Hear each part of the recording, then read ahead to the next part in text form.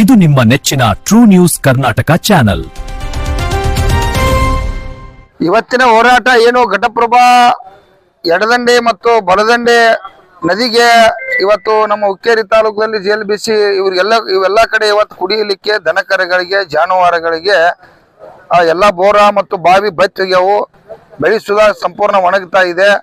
ನಮ್ಮ ಡ್ಯಾಮ್ದಾಗ ಸಾಕಷ್ಟು 20-22 TMC ನೀರು ಎತ್ತಿ ನೀರು ಬಿಡ್ಲಿಕ್ಕೆ ಏನು ತೊಂದರೆ ಇಲ್ಲ. ಇದೆಲ್ಲ ಇಟ್ಕೊಂಡು ನಾವು ಕಷ್ಟಪಡೋ ಅವಶ್ಯಕತೆ ಇಲ್ಲ. ಅದನ್ನ ಯಾವಾಗೋ ಈ ಭಾಗದ ಜಿಲ್ಲಾ ಉಸ್ತುವಾರಿ ಅವರು ಜಿಲ್ಲಾಧಿಕಾರಿ ಅವರು ಮಾಡಬೇಕಾಗಿತ್ತು, ನೀರಾವರಿ ಅವರು ಕೂಡ ಮಾಡಬೇಕಾಗಿತ್ತು. ಇವ್ರು ಯಾರು ಲಕ್ಷ್ಯ ಇಲ್ಲ. ನಮ್ಮ ಬಾಳಿ ನಾವು ಶುದ್ಧ ಮಾಡ್ಕೋಬೇಕಾಗೈತಿ. ನಮ್ಮ ಬದುಕು ಹಾಳಾಗತೈತಿ. ನಮ್ಮ ಕುಟುಂಬ ಇವತ್ತು ಕುಡ್ಲಿಕ್ಕೆ ನೀರಕ್ಕೆ ಜನಗರಿಗೆ ಪ್ರಾಬ್ಲಮ್ ಆಗೈತಿ. ಆ ಕಾರಣಕ್ಕಾಗಿ ಇವತ್ತು ನಾವೆಲ್ಲರೂ ಕೂಡ ಈ ಭಾಗದ ರೈತರು ನಾವು ಇವತ್ತು ಹೋರಾಟನ ಇಟ್ಕೊಂಡಿದ್ದೀವಿ. ನಮಗೆ ನೀರು ಬಿಡಲೇಬೇಕು. ಯಾಕಂದ್ರೆ ನೀರು ಬಿಟ್ರೆ ನಮ್ಮ ಬೆಳೆನೂ ಬದುಕ್ತೈತಿ, ಕುಡಿಯಾಕ ನೀರು ಹಾಕೈತಿ, ದನಕರುಗಳು ನೀರು ಹಾಕವು.